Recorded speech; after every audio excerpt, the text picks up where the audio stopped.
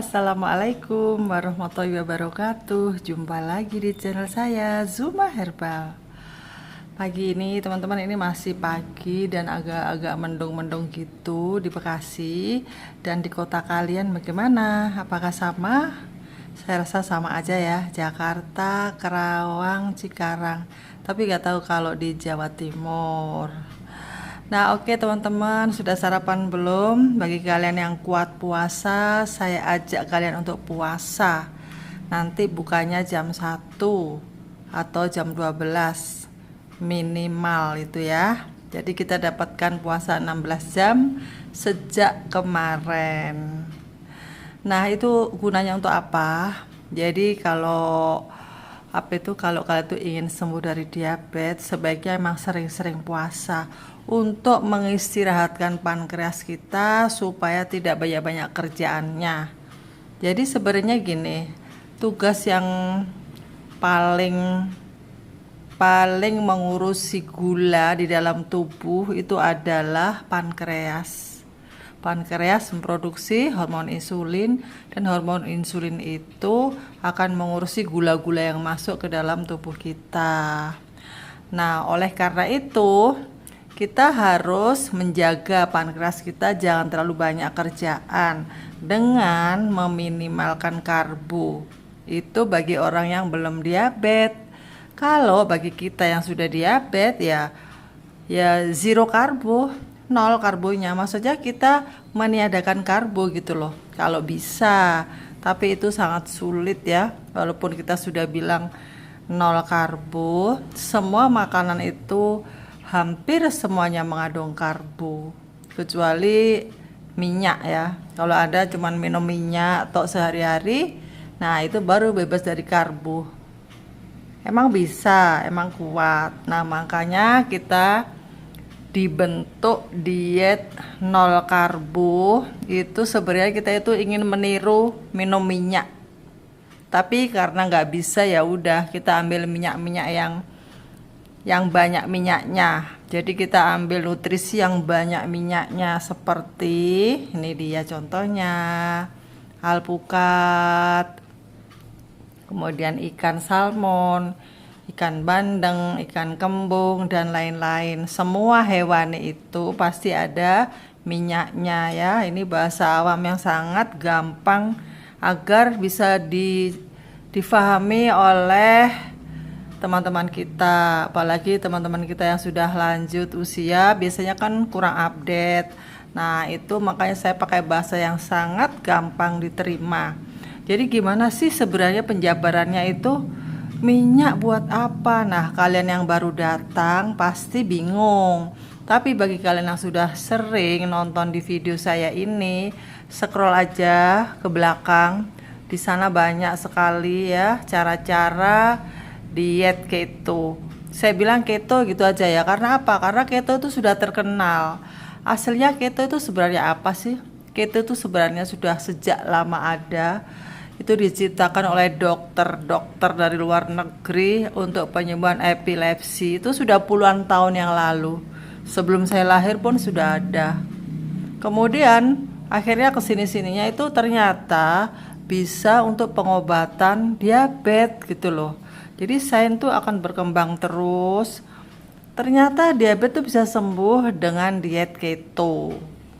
Nah, keto itu seperti apa? Keto itu intinya merubah tenaga kita. Kita ini loh manusia yang sehari-hari makannya nasi, bakwan, tahu, tempe, tepung, bolu, donat, dan lain-lain. Itu tadinya tenaga kita itu tergantung dari karbohidrat. Nah, sebelum saya meneruskan, bagi Anda yang baru datang, monggo subscribe dulu. Subscribe Anda itu sangat berarti bagi perkembangan channel saya ini. Oke, sudah subscribe teman-teman. Terima kasih banyak ya yang sudah subscribe. Dan jangan lupa bagi saudara-saudara Anda semuanya, nenek, kakek, tante yang sedang sakit diabetes, ajak ke sini ya, nonton video saya. Insya Allah ada manfaatnya. Pasti ada manfaatnya dengan penyembuhan. Insya Allah pasti ada penyembuhan diabetes jika Anda mau mengikuti. Karena ini testimoni sudah banyak orang sembuh dari DM tanpa obat. Saya sendiri tuh herbalis, saya bikin obat banyak, tapi saya nggak menganjurkan Anda menyembuhkan diabetes dengan minum herbal saya. Enggak, saya enggak apa itu. Jadi saya itu membikin obat juga, tapi bukan untuk menurunkan atau menyembuhkan diabetes. Itu nggak bisa, obat aja nggak bisa ya. Harus merubah pola makan kalau DM. Tapi obat saya itu sangat ampuh untuk yang lain-lain, misalnya untuk prostat, lambung, radang lambung, kanker, insya Allah itu sangat ampuh. Nah, di sini kita lagi membahas diabetes mellitus ya. Penyembuhannya itu sebenarnya nggak pakai obat, cukup kita tuh merubah pola makan. Kemudian obat-obat untuk apa? Ya kita tetap sebagai manusia itu menyediakan obat di rumah, jaga-jaga. Misalnya kayak saya kemarin diare yang nggak putus-putus. Itu sebenarnya nih, kalau orang udah usia 50 tahun ke atas, terus diare tuh teman saya itu. Tahu-tahu dia pingsan, terus dibawa ke rumah sakit. Duit lagi gitu kan, kalau nggak pakai BPJS ya. Nah, alhamdulillah dengan adanya herbal teman-teman. Saya kemarin itu sudah, rasanya kayak hampir mau mati deh. Sudah buang air terus, gak bisa mampet, kemudian mual, gak bisa bangun. Saya hanya merebus itu sirih, daun sirih 3 lembar, kemudian kunyit. Itu kalau udah parah. Kalau sebelum parah cukup minum teh aja, teh 2 saset dengan air panas sudah kita minum. Jangan pakai gula ya, nggak usah pakai gula walaupun kita lemas, nggak usah pakai gula. Kita minum kaldu aja kalau ada. Kalau nggak ada ya alpukat. Kalau nggak ada telur rebus. Kalau nggak ada kerupuk kulit. Makanya saya anjurkan teman-teman sebelum Anda itu mengikuti diet low karbo, Anda siapkan dulu stok di rumah yaitu alpukat, kerupuk kulit. Untuk apa Bu? Untuk camilan, bukan untuk jaga-jaga kalau sakit. Di hari itu bukan karena saya diet ya.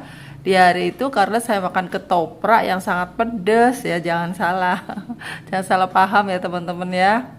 Tapi herbal itu memang harus kita siapkan. Ibaratnya kita menyiapkan kayak minyak kayu putih, kemudian obat merah untuk luka gitu loh.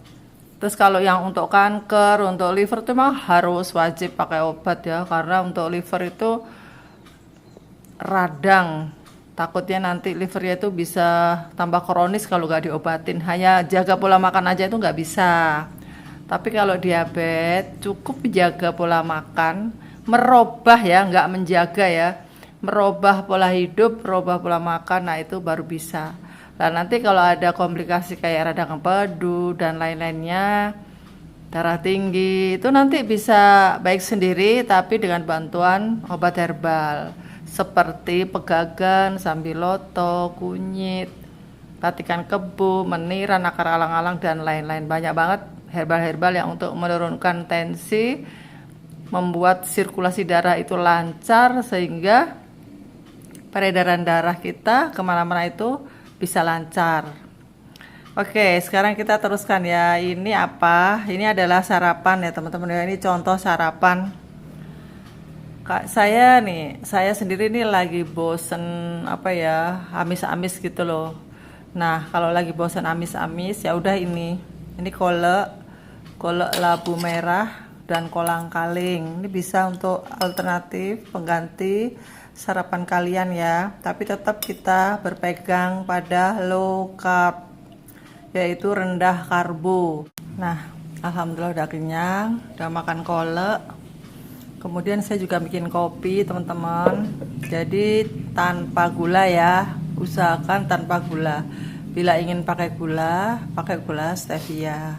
Dan saya juga sudah bikin teh, jadi supaya diet kita itu nggak gagal, kita itu harus nyiapin banyak minuman, karena minuman itu yang paling rendah karbonya, bahkan 0 ya. Kalau kita nggak ngasih gula itu 0, kayak kopi ini 0, teh 0. Kalau susu Oh ya, susu masih banyak orang yang bertanya ya. Ibu, saya minum susu boleh nggak? Dicek aja ya Bu ya, info nutrisi di kemasannya itu kan ada tuh fokusnya ke karbohidrat. Nah, di situ kan ada. Tapi kalau bagi saya pribadi, saya merasa susu itu sangat masih tinggi karbohidratnya. Sebaiknya nggak usah dulu ya, di skip aja. Kecuali gula Anda itu sudah normal. Nah, itu boleh mulai citang-citing sedikit. Tapi kalau Anda masih gulanya masih 400, 300 itu nggak usah minum susu ya. Kalau lemes Bu, kalau lemes kan tadi sudah dikasih tahu, kalau lemes itu makan telur rebus. Anda mau makan telur 5 juga nggak masalah. Apakah tidak menjadi kolesterol?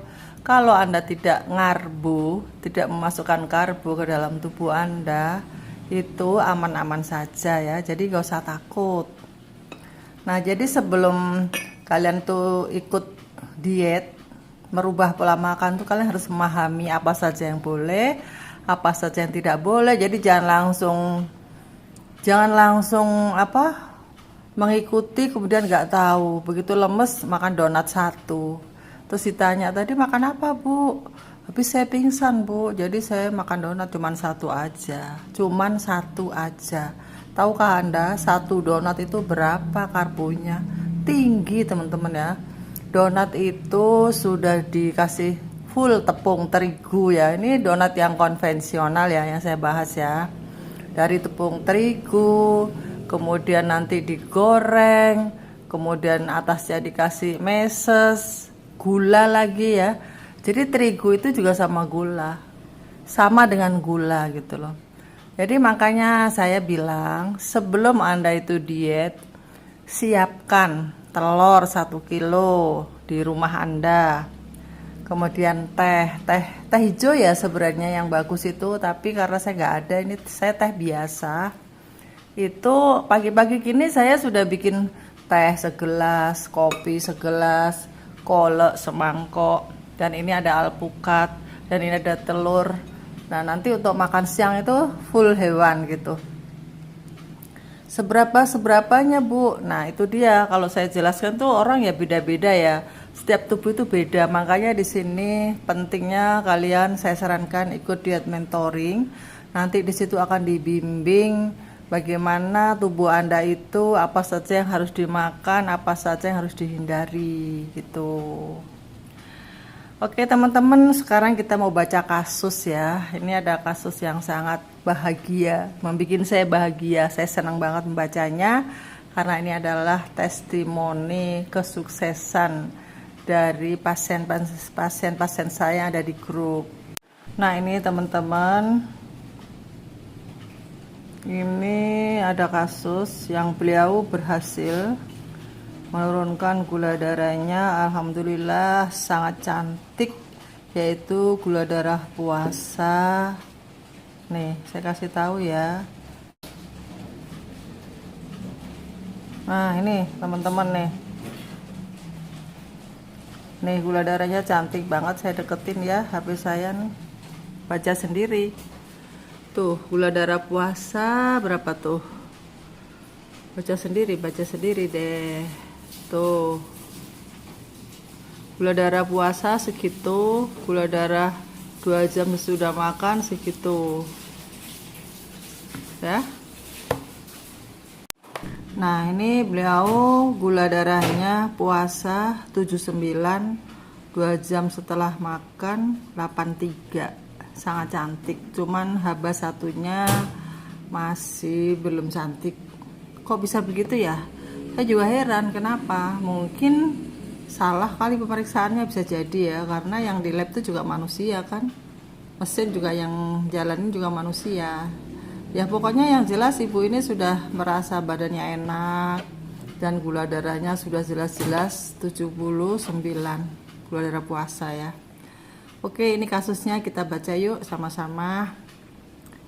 Ini dari Ibu T di Bekasi, aslinya beliau adalah orang Jawa Tengah. Ini beliau menulis, aku di tahun 2005 tidak tahu kalau aku kena diabetes. Tahu-tahu kok nggak bisa membaca koran, burem-burem. burem 2 minggu. Dari itu aku badannya panas dan di bawah telinga kiri gongokan, orang Jawa bilang begitu. Setelah dicek gula aku 500. Wow, 500. Lemas, tidak menyangka sama sekali. Besoknya periksa dokter dan diberi obat. Singkat cerita, aku pernah kelingan dan gak sadarkan diri, dibawa ke rumah sakit. Tapi aku gak tahu gulanya berapa dan udah pasti minum obat. Sampai sebelum COVID itu aku masih minum obat dengan hati yang berat untuk meminumnya. Lah kenapa Bu? Udah ke dokter mah harus ngikutin dokter dong. Kalau ke dokter untuk kontrol aja aku selalu nawar ke dokter. Dok, obatnya ringan aja ya dok, dan diberi suntikan insulin. Dan diberi suntikan insulin. Lagi-lagi aku minta yang ringan dan diberi 1 hari 1 kali suntik. Bersamaan dengan itu buang air kecilku sudah lama berbusa.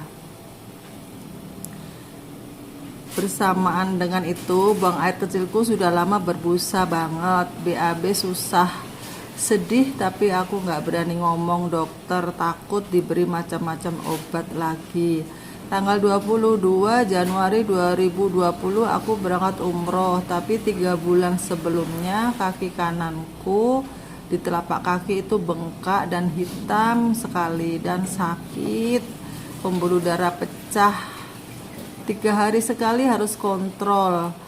Akhirnya membaik. Aku berangkat umroh dengan obat dan insulin, tapi nggak rutin, banyak males minumnya.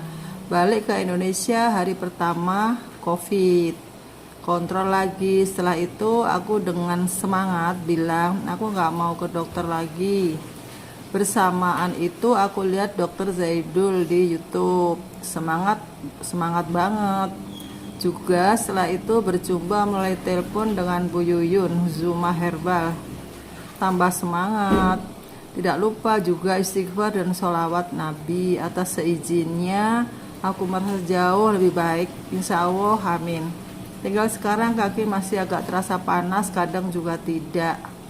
Nah ini ya, terima kasih ya Bu T dari Bekasi atas testimoninya. Semoga Anda diberi kesembuhan untuk selamanya dan bisa istiqomah selalu dalam menjaga makanan sehingga bisa beribadah dengan lancar. Oke, sekarang mari kita bahas. Jadi ibu ini tahun 2005, beliau gulanya 500, bayangkan. Sekarang tahun 2011, berarti udah berapa tuh? 6 tahun ya. 6 tahun ya teman-teman ya. Nah, beliau setelah 6 tahun untungnya memang sudah qadari sembuh dari Allah. Dia menemukan diet low karbo dari Zuma Herbal, dari YouTube Zuma Herbal. Kemudian beliau gabung di diet mentoring Zuma Herbal di WA. Nah alhamdulillah sekarang gulanya segini. Puasa 79 dan 2 jam setelah makan itu 83. Tapi HbA1c nya masih tinggi ya. Jadi ini masih tetap harus dijaga ya Bu ya. Nah, ketika saya tanya-tanya, beliau itu emang rajin sekali menjaga pola makan. Nah, itu aku salut sama beliau.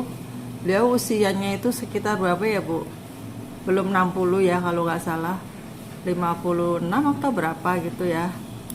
Nah, beliau itu sukanya sarapannya kayak gini nih alpukat, telur rebus, kemudian sambal tumpang. Makanannya itu makanan deso kayak saya juga suka makanan deso teman-teman. Tempe di sambal tumpang boleh loh ya, jadi gak ada alasan loh kalau kalian gak suka. Misalnya nih kalian tuh bekas diet vegan ya, vegan, mungkin gak boleh makan hewan-hewan. Nah sekarang latihan ya, kita boleh kayak tadi itu misalnya kalian gak suka telur ya, dilatih pelan-pelan. Kita bikin kole aja ya kan, kole jangan dari ubi, jangan dari singkong ya, itu tinggi gulanya ya teman-teman. Jadi dari itu tadi yang seperti saya contohkan, apa tuh, labu parang dan kolang-kaling. Kemudian kalau kalian lapar bisa makan telur rebus, kemudian alpukat. Buahnya yang paling aman tuh hanya alpukat ya teman-teman ya. Tapi kalau kalian gula darah sudah rendah, itu mulai boleh menambah seperti stroberi, plum, tapi ada aturannya ya. Gitu. Nah, kemudian ada yang bertanya, Ibu makan jengkol. Aduh, jengkol itu paling enak, saya juga suka loh. Jengkol boleh, tapi terbatas ya. Jadi jangan sedih, jangan nangis, boleh kok.